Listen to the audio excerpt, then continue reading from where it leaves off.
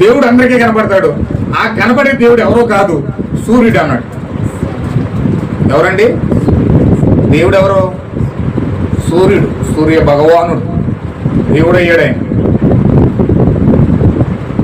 అలాగే ఇప్పుడు దేవుడికి ఒక భార్య ఉంది. ఆ భార్య ఎవరో కాదు, చంద్రుడు. చంద్రుడు. ఇప్పుడు చంద్రుడికి వాడు ఆరాధించడం, సూర్యుని ఆరాధించడం ప్రజలకు నేర్పించాడు. దేవుడు భార్య ఏమో చంద్రుడు, దేవుడేమో సూర్యుడు. మనం సూర్య చంద్రులను ఆరాధించాలి, నక్షత్రాలను ఆరాధించాలని చెప్పి నక్షత్రాన్ని, సూర్యుడిని, చంద్రుని తీసుకొచ్చి ఆస్ట్రాలజీ తీసుకొచ్చి చూడండి. మీకు ఆస్ట్రాలజీ మీద బొమ్మ ఉంటుంది. ఆస్ట్రాలజీ ఒక చక్రం ఉంటుంది. మీరు ఎప్పుడైనా చూసారు లేదు? ఆస్ట్రాలజీ అంటే మీకు ఏంటో తెలిసే జ్యోతిష్కం అంటారు. జ్యోతిష్కులు ఎక్కడి నుంచి నేర్చుకుంటారు అనుకున్నారు? జ్యోతిష్ని చెప్పి కూడా జ్యోతిష్కులు ఎక్కడ నేర్చుకుంటారు అనుకున్నారు?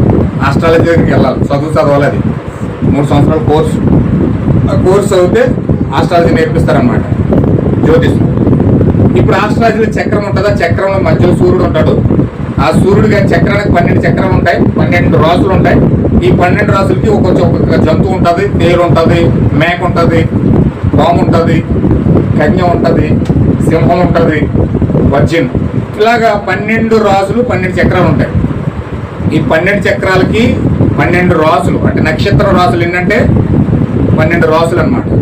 ఈ 12 రాసులకి ఆధారమైన వాడు ఎవరంటే సూర్యుడు. మధ్యలో సూర్యుడు ఉంటాడు. ఆ సూర్యుడు మధ్యలో చంద్రుడు ఉంటాడు. హల్లెలూయా. అయితే ఈ యొక్క రాశి చక్రం తీసుకొచ్చి ప్రజలకు ఇచ్చి ఆ యొక్క తెలివితేటలు దేవుడి మీద ఆధారపడకుండా, దేవుడిని పొందుకోకుండా ఈ నిమ్రుడు ఏం చేశాడంటే ఆకాశ నక్షత్రాల పైన, సూర్య చంద్రుల పైన ప్రజలను ఆధారపడేట్లా చేశాడు. దేవుడి మీద ఆధారపడకుండా, దేవుడిని చూడకుండా, వ్యక్తిగతంగా దేవుడిని సందర్శకుండా, వాళ్ళ హృదయాల్లో దేవుడిని పొందుకోకుండా వీడు అడ్డుపడి వీడు దేవుడయ్యి వారికి ఆస్ట్రాలజీ నేర్పించాడు.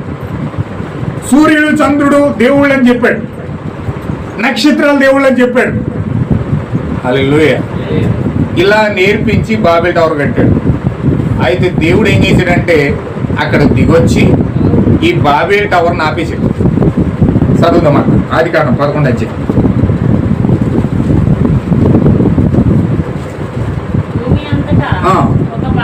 చాలా జాగ్రత్తగా మీరు దాన్ని పట్టుకోండి.